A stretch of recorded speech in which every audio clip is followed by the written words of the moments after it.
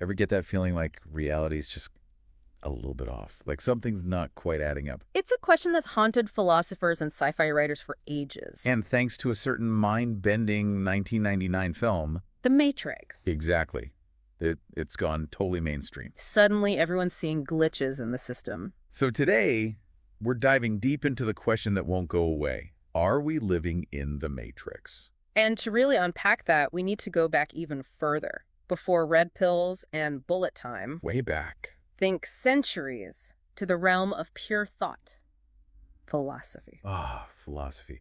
So where do we even begin? Well, there's this concept called solipsism, and it's basically, how do we know anything exists outside our own minds? Hold on. So you're saying, like, all this Yeah. this studio, you, me, it could all be a figment of my imagination. That's the solipsistic viewpoint. We can only be certain of our own consciousness. That's a lot to process. Yeah. How does that tie into the whole Matrix thing? It's the foundation.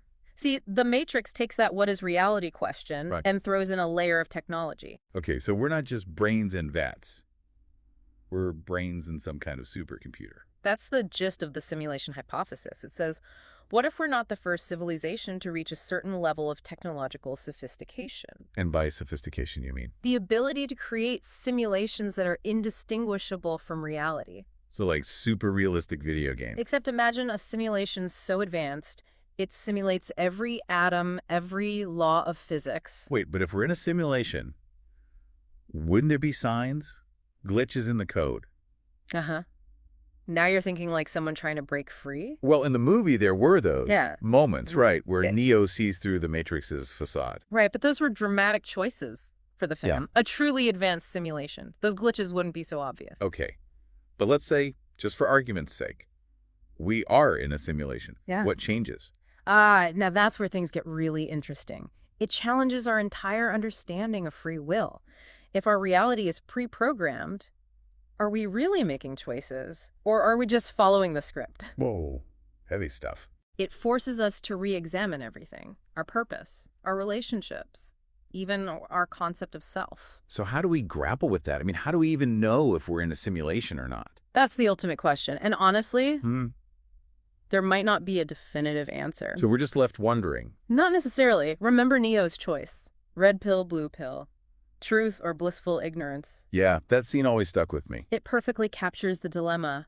Do we even want to know the truth about our reality? Even if it turns out we're just lines of code in someone else's program. Exactly. And that's the real power of thinking about the simulation hypothesis. Even if we can't prove or disprove it, it forces us to confront some fundamental questions about existence. So the real red pill isn't about escaping the Matrix. It's about choosing to question, to explore, to constantly reevaluate what we think we know about reality. To keep searching for those glitches, even if they're more philosophical than visual. Maybe the real glitches are the ones in our own thinking, the assumptions we make about the world. Wow. That's a lot to unpack.